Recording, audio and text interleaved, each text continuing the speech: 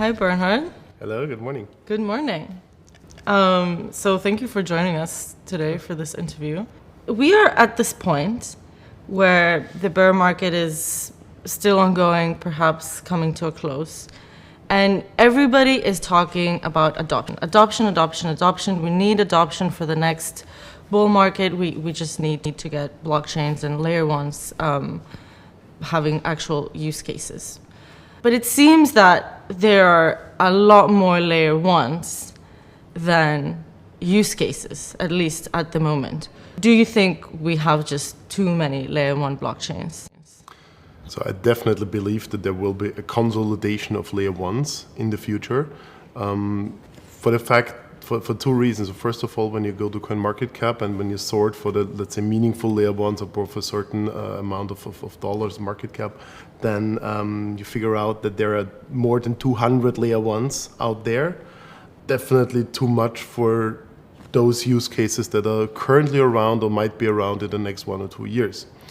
First reason. Second reason is that when you talk to the funding side of those layer ones, to venture capital PE funds, they got the promise like some years ago, yes, we are finding some meaningful use cases for you. Layer ones found meaningful use cases, but not to the extent that they promised this to be. So what I'm saying basically, for the next rounds, some of those 200 layer ones that you find might not be able to fund them. Yeah, and might not be able then to pay salaries, might not be able to come up with new innovation, and might not get that many use cases even in the next bull market maybe, that are enough to convince their funding and VCs to jump in again and pay for the next round. Mm-hmm. Do you think that this is something we're, in a sense, already seeing right now because there is less activity, less funding? Like, are we actually seeing layer one sort of quietly die down? Some of them, yes. Still, layer ones have the big ones. At least they have enough money. Yeah. But what they're all trying to do is to get rid of their own coins. They still have a lot of assets of their own tokens in their balance sheets. Mm-hmm. Some of them could manage in the last all-time high to get rid of those. Not get rid, but to sell those tokens, their own tokens of the balance sheet, and convert it, I don't know, to another asset like gold, for instance, like some layer ones, or to fiat money, some other assets, in order not to keep on the balance sheet on the asset side like 90-70% only their tokens. Yeah. So and this is kind of a practice that is still going on. Like those layer ones are like every month, every 2 months, going to the market, selling a little bit of their own tokens. Not too much because they don't want to ruin the market, not too less because they need some money for funding, for traveling around, for coming to those conferences. So this is definitely something that I see. Some of them are running out of cash or, let's say, of their own token. Mm-hmm.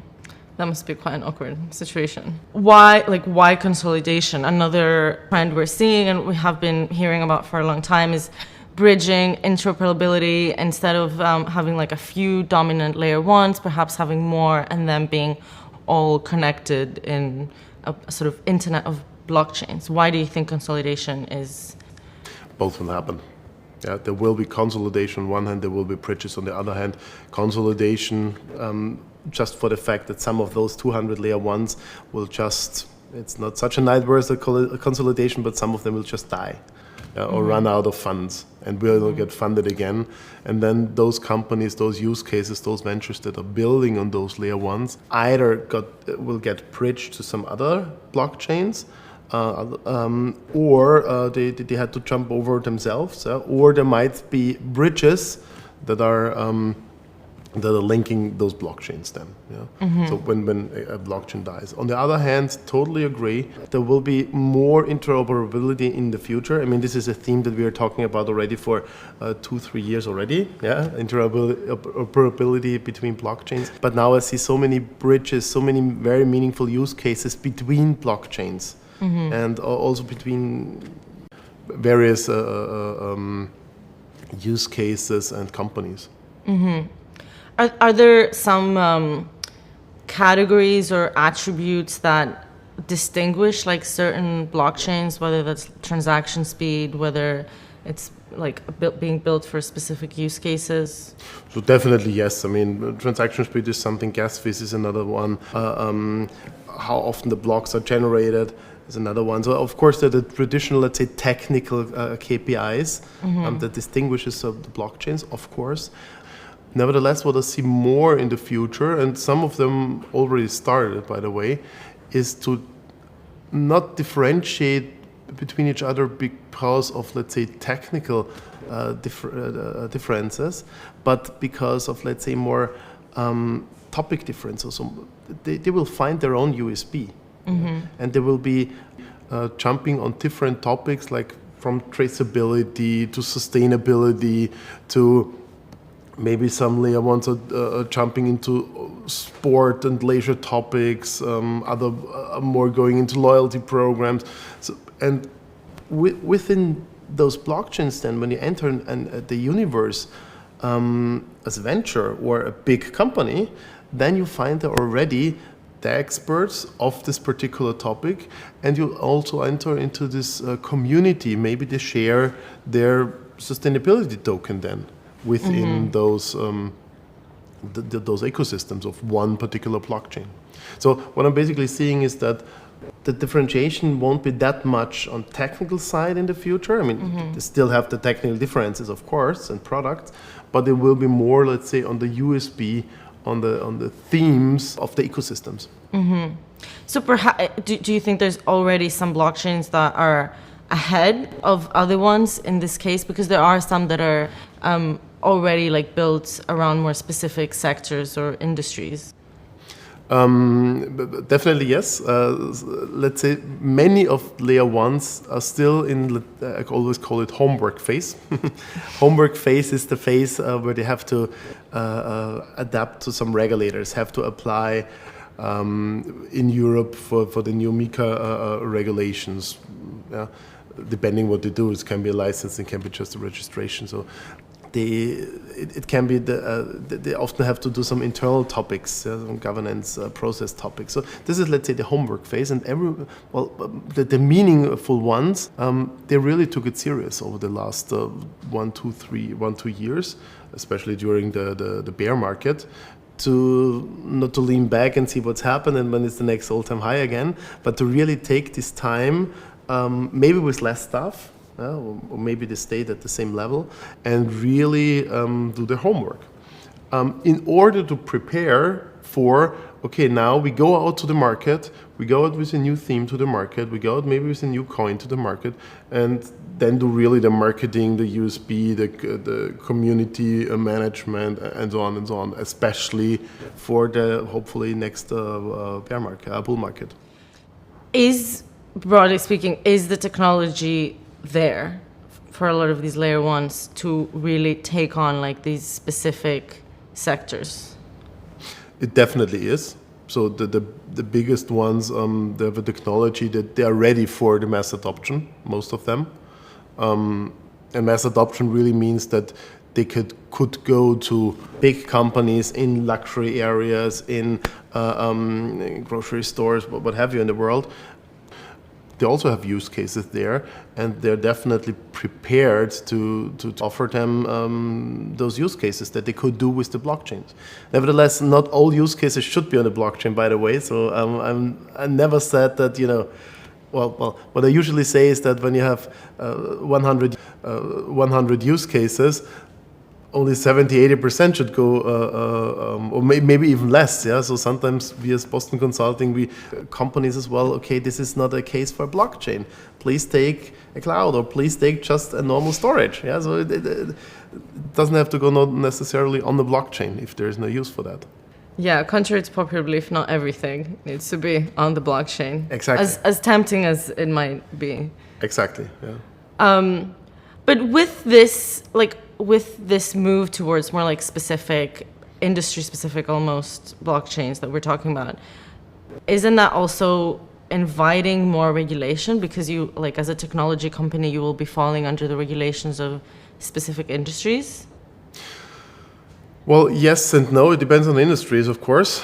I think that since the blockchain is a technology provider, the big companies themselves need to be compliant, and the blockchain is just a, let's say, service to the big companies. Nevertheless, also a blockchain needs to be looking into the area where they are going. Yeah, so when you want to go into aviation, then of course you need to have a certain understanding of the rules and regulations in aviation then, or in sustainability. So it's really they need to do their homework on the regulatory side, not only, let's say, the crypto and digital assets regulation on one hand, but also understand the regulations where they are going. And this is also another argument why blockchains kind of have to pick their paths, because you cannot be an expert in all these regulations that are out there.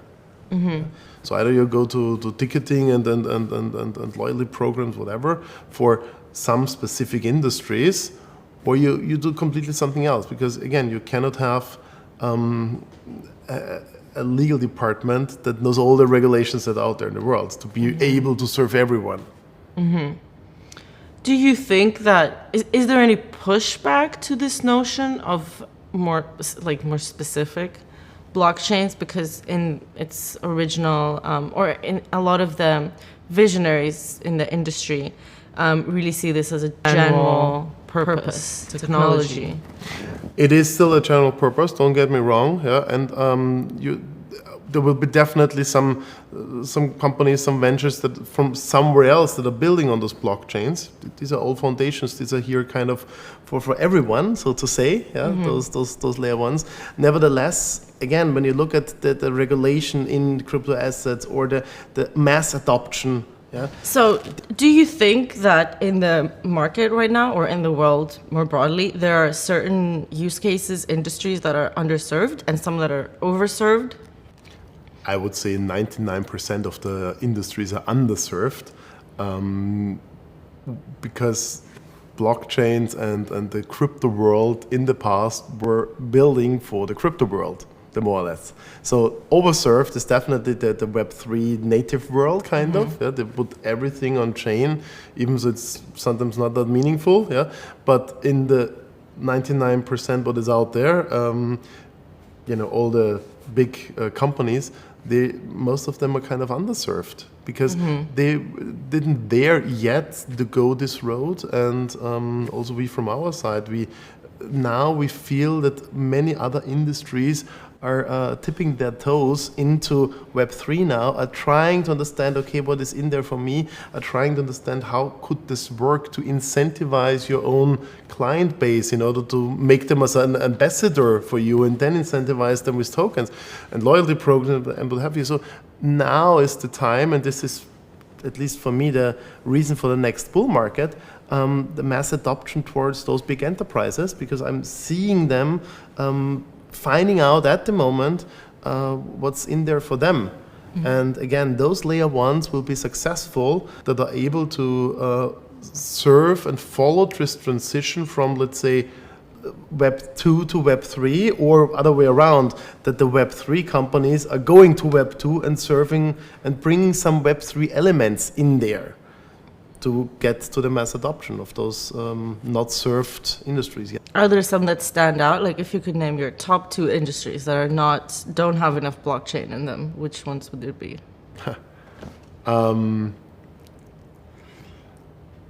Social media and everything that comes with consumer goods, for instance, luxury goods. But also those industries are those industries that are tipping the toes in it at the moment very intensively. Yeah, very true. All right, thank you so much, Bernhard. Thanks for joining us. Thank you.